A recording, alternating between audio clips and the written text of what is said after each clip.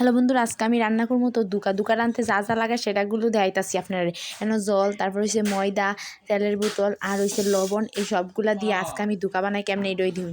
তারপর আমি লবণ দিয়া দিতেছি, ময়দার মধ্যে লবণ দিয়া দেওয়ার পর সোয়াবিন তেল দিয়া দিলাম। তেল দিয়ে হ্যাঁ এটারে বালা কইরা মাইকা লমো।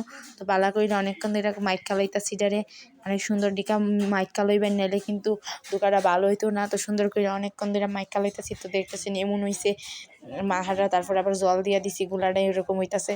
জল দিয়ে আবার সুন্দর ডিকে মাইকা লইছি, দিউইন কত সুন্দর হয়েছে গুলাটা। এটা বালা কইরা আবারও মাইকা লইছি, তারপর দিউইন নরম হয়েছে। আধা ঘন্টার মতো এটা সাফা দিয়া রাখছি। তো সাফা গুলার পর দেখুন এরকম নরম হয়েছে, আঙ্গুল ভিতরে ঢুকে গেছে গা। তো দুকার ডোটা হয়ে গেছে গা। তখন এটারে জল দিয়ে আমি প্রায় 10 বারের মতো ধুয়ে নিমু, প্রায় 10-12 বারের মতো এটারে দুমু, যতক্ষণ পর্যন্ত আডার পানি যাইব ততক্ষণ পর্যন্ত এটারে বালা কইরা দুমুই। তো দুইটা ধোয়ার পর দেউন এরকম হয়েছে। তো অনিটারে আমি সরাইয়া লমু। তো সরাইয়া দেউন কত সুন্দর দিকে কাইটটা লইতাছি। এখন কাইটটা দুকার সাইজগুলা সাইরকোনাইচা কইরা লইতাছি। তো এমনটিকে সাইরকোনাইচা কইরা লইতাছি, দুকাগুলা সবগুলা কাইটে এবং সাইরকোনাইচা কইরা লইছি। দেউন আমি 2 কোটি দুকা হইছে। এখন আমি এডিটে নিয়ে তেলের মধ্যে বাজমু। তো গরম তেলের মধ্যে এমনটিকে সব একটা একটা করে কয়েকটা দুকা সাইরা দিলাম। তো সাইরা দেওয়ার পর এটারে উল্লায় পাল্লায় এমন সুন্দর করে বাজা হয়ে গেছে, কারণ এটারে লামাই লাইছি। তো দেউন দুকাগুলা কত সুন্দর হয়েছে বাজাগুলা।